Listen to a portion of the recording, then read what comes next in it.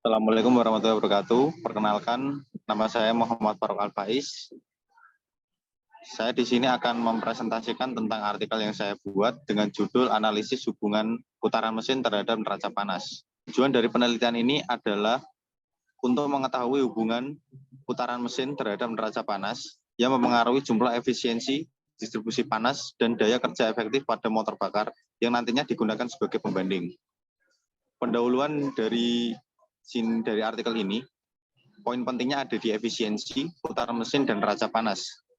Sebuah mesin perlu adanya perhitungan dan data untuk mengetahui proses penyebaran panas atau dapat diartikan tingkat efisiensi yang berlangsung dalam sebuah siklus pembakaran pada combustion engine.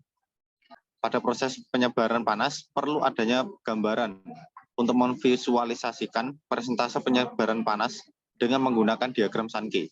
Dalam hal ini, energi menjadi poin penting, yang mana berdasarkan hukum energi bahwa total energi masuk dalam sistem atau proses akan sama dengan total energi keluar.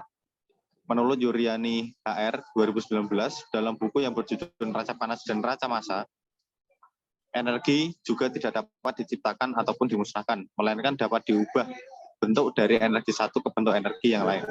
Putaran pada engine merupakan sebuah variabel yang akan menunjukkan perbedaan fenomena pada setiap besar putaran. Hal ini berkaitan dengan daya output dan distribusi kalor yang dihasilkan pada setiap putaran.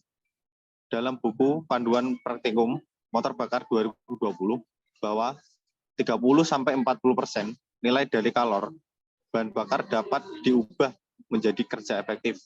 Sisanya merupakan termasuk kerugian-kerugian. Kita beralih ke tinjuan pustaka. Pada tinjuan pustaka ini, yang pertama kita akan membahas tentang prinsip kerja motor bakar torak. Dalam hal ini kita membedakannya pada dua jenis prinsip. Yang pertama, prinsip kerja berdasarkan langkah kerjanya. Yang kedua, ada prinsip kerja berdasarkan sistem pengapian. Dari berdasarkan langkah kerja, dibedakan menjadi dua, yaitu motor bakar 2 langkah dan motor bakar 4 langkah. Dan dalam berdasarkan sistem pengapiannya, motor bakar oto dan motor bakar diesel. Yang pertama, kita akan membahas tentang motor bakar 2 langkah. Pada sistem motor bakar 2 langkah, ini terjadi pada siklus 2 langkah saja. Yang pertama, untuk langkah pertamanya itu bisa dikatakan sebagai langkah isap dan langkah daya. Untuk langkah keduanya terjadi untuk langkah exhaust atau langkah pembuangan dan langkah kompresi. Di sini berlangsung putaran mesin dapat terjadi sangat tepat pada satu siklus dibandingkan motor 4 langkah pada umumnya. Dan selanjutnya ada motor bakar 4 langkah.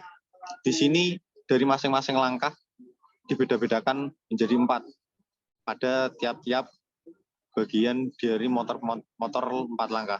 Yang pertama ada compression stroke atau langkah kompresi. Yang selanjutnya ada power expansion atau langkah daya atau langkah ekspansi. Selanjutnya ada langkah pembuangan atau exhaust stroke. Yang terakhir ada intake stroke atau langkah isap. Di sini pada langkah kompresi, bahan bakar dan udara yang sudah tercampur dalam ruang bakar ditekan hingga ke titik mati atas dari sebuah mesin. Lalu ketika saat sebelum mencapai titik mati atas, busi dinyalakan untuk mematikan bahan bakar dan campuran udara untuk menghasilkan daya. Nah, selanjutnya itu di langkah daya. Di langkah daya akan menurunkan dari posisi piston yang semula di titik mati atas menuju ke titik mati bawah, hingga menghasilkan momentum berlanjut untuk merubah dari momentum ke exhaust stroke atau langkah buang. Nah, ketika langkah buang terjadi, klep atau katup pembuangan itu terbuka untuk membuang seluruh panas atau gas buang yang dihasilkan dari pembakaran.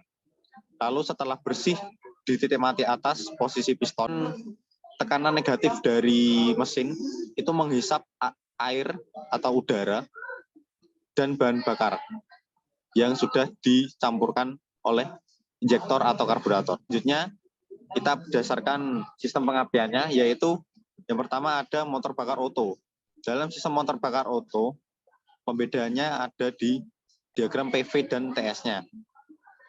Untuk dasaran pembedaannya dengan motor bakar diesel, itu dari sistem pengapian, yang mana motor bakar oto perlu adanya busi atau spark plug atau pemantik yang dialirkan listrik untuk memantik bahan bakar yang ketika pada langkah kompresi.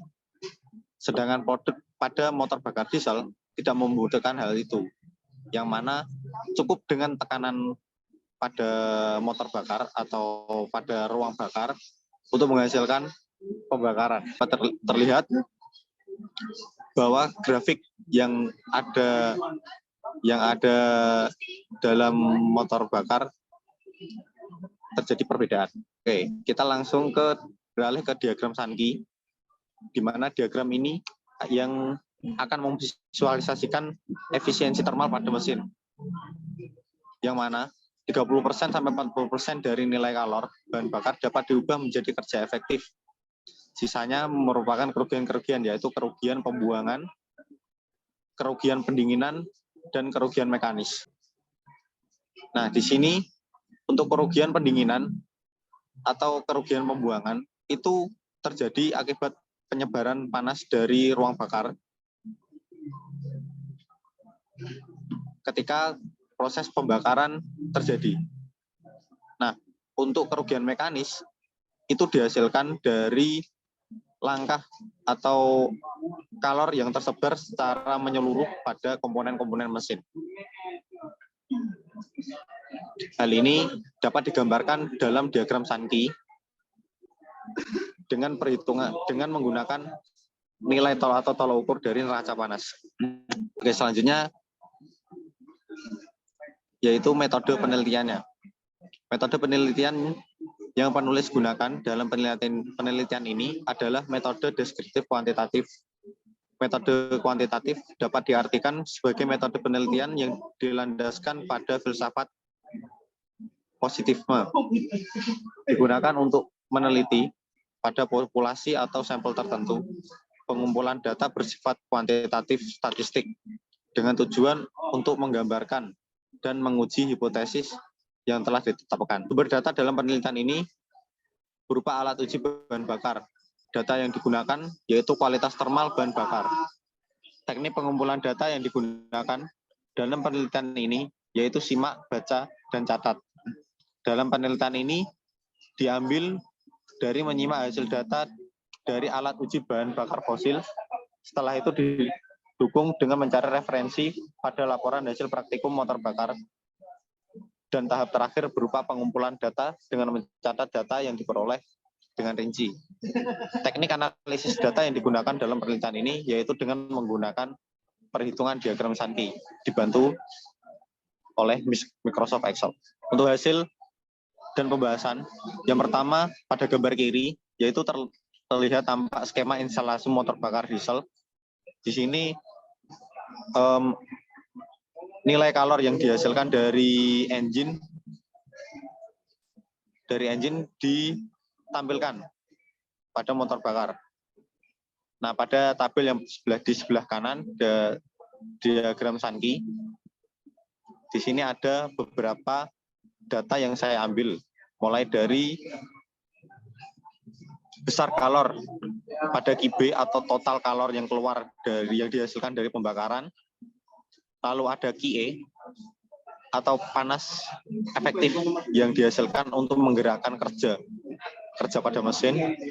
QW atau panas yang terserap pada pendinginan, atau QEG yaitu panas yang terserap pada gas buang, dan QPP adalah panas lain-lain yang menyebar pada komponen mesin. Di sini dapat dilihat persentase data dan besaran distribusi panas. Pada persentase data, kecenderungan dari persentase masing-masing dari QE, QW, dan QEG dan QPP cenderung sama karena instrumen dan alat yang digunakan juga hampir sama. Spesifikasi engine juga tidak berbeda. Namun pada distribusi panas yang terjadi, pada variabel RPM 1500 dan 1700, perbedaannya sangat jauh, terutama yang total kalor atau QB yang dihasilkan dari dua variabel ini cenderung memiliki selisih yang cukup tinggi. Namun untuk daya kerja efektif yang dihasilkan itu kecenderungan sama, hampir selisihnya tidak begitu jauh. Nah, di sini akibat dari hal itu,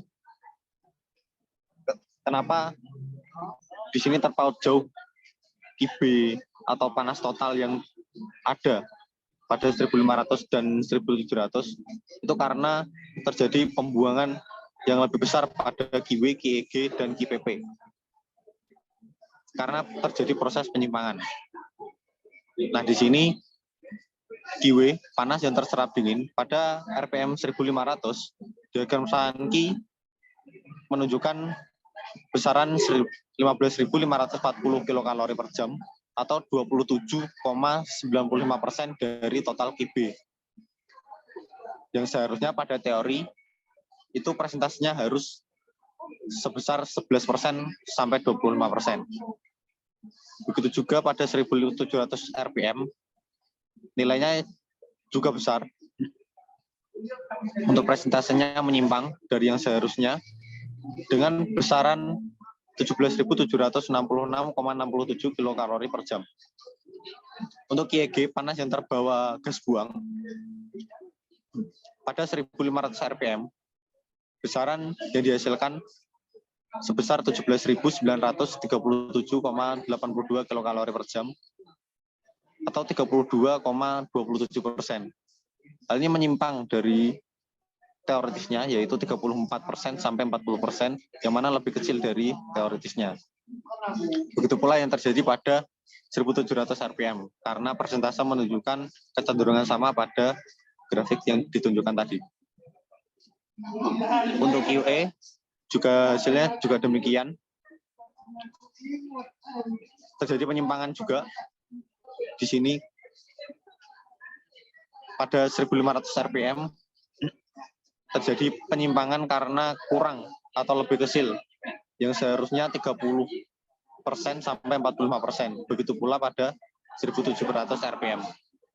Untuk panas-panas lainnya, yang seharusnya pada secara teori itu 4% sampai 11%, terjadi hingga 18%. Sekian di kedua variabel RPM.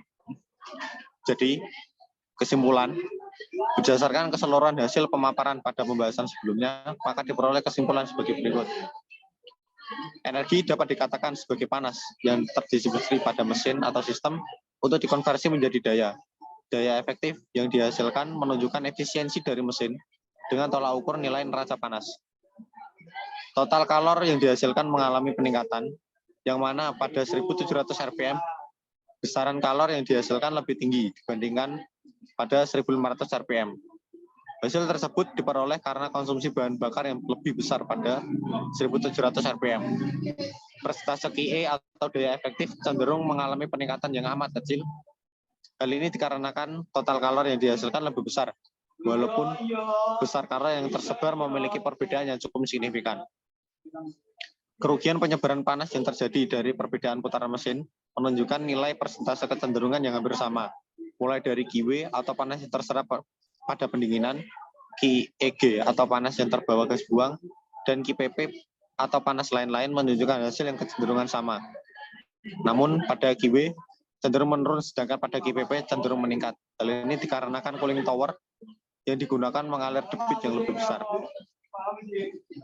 Sekian persentase yang dapat saya sampaikan. Kurang lebihnya mohon maaf. Assalamualaikum warahmatullahi wabarakatuh.